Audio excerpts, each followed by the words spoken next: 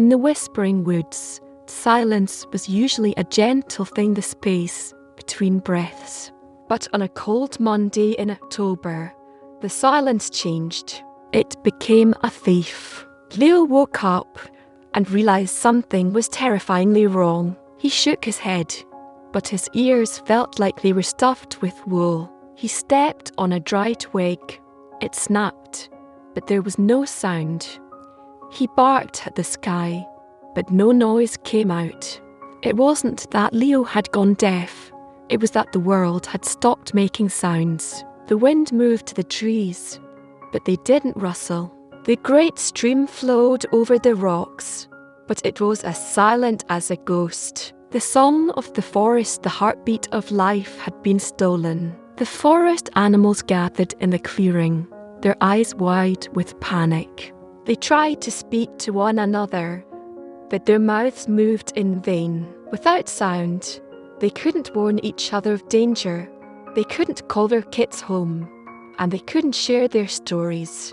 Barnaby the owl landed silently beside Leo. He pointed his wing towards the great chasm to the east. Leo understood. Somewhere in the deep, rocky veins of the earth, the sounds were being gathered.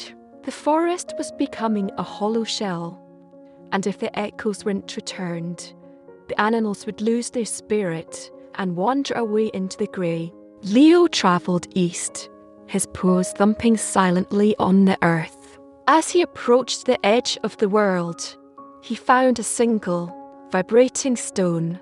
When he touched it, a faint, metallic ring echoed in his mind. Seek the valley of echoes. The stone hummed, where the wind goes to remember. Leo realised that sound is a form of energy, and like water, it can be diverted. Something was drinking the sounds of the woods. He looked down into a hidden canyon, shrouded in violet mist, where the air seemed to shimmer with invisible ripples.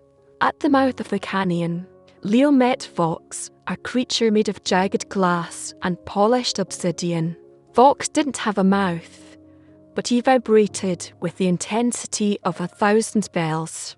The world is too noisy, Vox vibrated, the sound appearing directly in Leo's thoughts. The birds scream, the wind moans, and the foxes bark. I've gathered the sounds here to keep them safe. In my valley, the song is perfect because it never changes.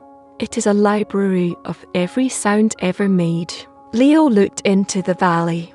He saw billions of glowing spheres floating in the air. One held the chirp of a cricket from 100 years ago.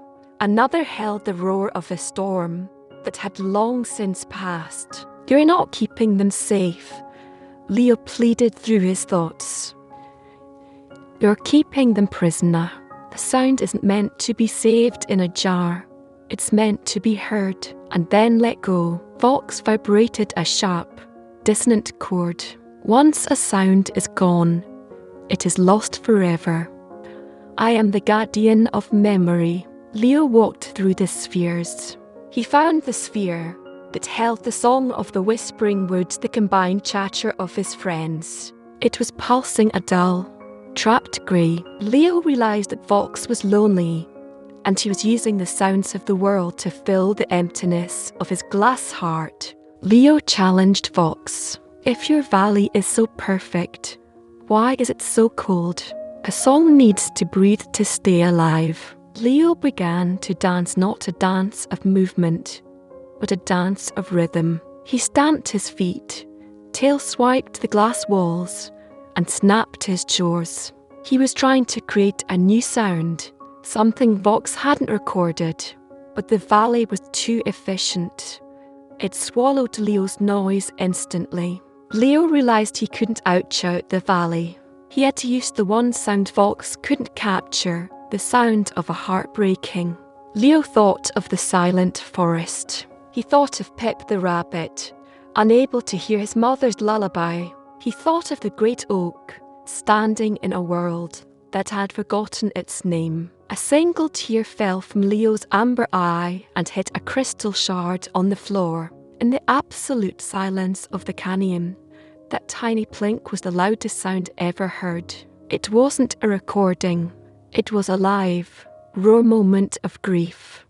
The crystal shard shattered, and the resonance cracked the grey sphere holding the forest's song. The crack spread. One by one, the glowing spheres began to pop like bubbles. The chirp of the crickets, the rustle of the leaves, the gurgle of the stream, all of it rushed out of the valley in a massive, invisible wave of music. Fox tried to catch them, his glass limbs flailing, but the sound was too big for him. It was a tide of life returning to its home. Back in the whispering woods, the animal suddenly gasped. The silence shattered. Whoosh went the wind. Apple went the brook. Hoot went Barnaby.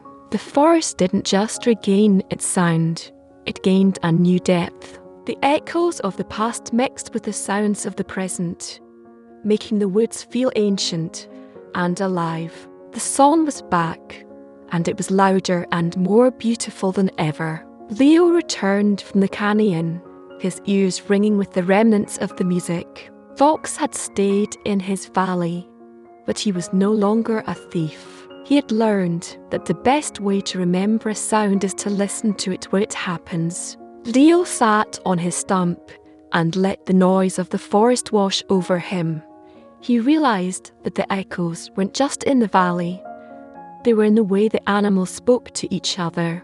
Every bark, every rustle, every breath was a thread in a tapestry that never ended. Even though the sounds had returned, the forest was left with phantom notes, ghostly echoes of sounds that hadn't happened yet, or sounds from very long ago that didn't know how to stop. Sometimes, a fox would hear the sound of rain on a perfectly sunny day, or the sound of a summer bird in the middle of a winter frost. Leo realised that the release had been too sudden. The sounds were tangled. He had to teach the forest how to sort its ears again. He visited the old oak, whose roots were the deepest, and asked the tree to act as a tuning fork for the woods. Leo and Mir spent days brushing the trees. They used soft moss to wipe away the phantom sounds that clung to the bark. As they cleaned the trees, the song became clearer. They met a young squirrel who was terrified because he kept hearing the crunch of an owl's wings, even when the sky was empty. Leo showed him how to hum a low, steady note to drown out the old echoes. He was teaching the forest audio bravery, the ability to know which sounds are real and which are just memories. Deep within the limestone hill, the echoes were the strongest. Barnaby the badger was complaining that his burrow sounded like a busy marketplace. Leo realised that the cave was acting as a reservoir. He didn't want to silence it, so he turned it into a hall of memories. He showed the animals that they could go to the cave to hear the voices of their ancestors or the sounds of seasons past. It became a place of history, a library that you didn't read, but listened to. A new wind began to blow through the woods, the whisper wind. It carried messages from one side of the forest to the other. If a kit was lost, the wind would carry its cry directly to its mother's ears, skipping over the silence. Leo realised that the stolen song had left behind a gift. The forest was now more sensitive, more connected. The animals didn't need to shout to be heard. They just had to whisper into the leaves. The story of the echoes ended with a great concert. The animals didn't just make noise, they made music. Using hollow logs, whistling reeds, and their own voices, they created a symphony that resonated all the way to Fox's canyon. Fox, listening from his obsidian throne, finally understood. He added a single, beautiful glass chime note to the wind. The forest was no longer just a place of survival. It was a place of art. Just as the forest reached its perfect harmony, a new threat emerged, the silent shadow. This wasn't a thief like Fox. It was a void. It was a patch of moving darkness it didn't just steal sound, it erased it forever. Wherever the shadow touched, the very memory of the sound disappeared. Leo noticed that the animals were starting to forget words. Pip forgot the word for clover. The squirrels forgot the sound of danger. The forest was losing its vocabulary. To defeat a shadow, Leo had to find the first word, the sound that created the whispering woods. He travelled back to the centre of the world, to the very spot where the whispering seed had first sprouted. He dug deep into the earth, following the vibration of the roots. He found a golden shell, buried beneath the ancient stones. Inside the shell was a single, vibrating pulse of light. It was the seed of sound. The silent shadow descended upon the clearing. It was a giant, formless cloud of grey. It moved toward the animals, its silence so cold it felt like ice. Leo stood in its path. He didn't bark. He held up the golden shell and let the first word out. It wasn't a loud sound. It was a whisper of the word home. The word resonated through every tree, every stone, and every animal. It was a sound so true that the shadow couldn't erase it. The shadow began to crack and dissolve, unable to exist in a world that remembered its own name. As the shadow vanished, the memories rushed back. The animals laughed as they remembered the names of the flowers and the songs of their childhoods. Leo realised that sound is the thread that ties the past to the future. He buried the golden shell back at the roots of the great oak, ensuring that the first word would always be there to protect the forest's voice.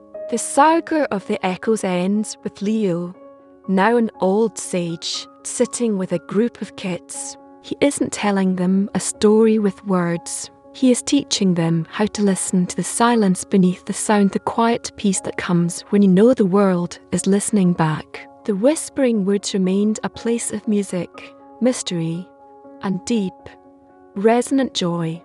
And every time the wind whistled through the pines, the animals would smile, knowing that their song would echo forever.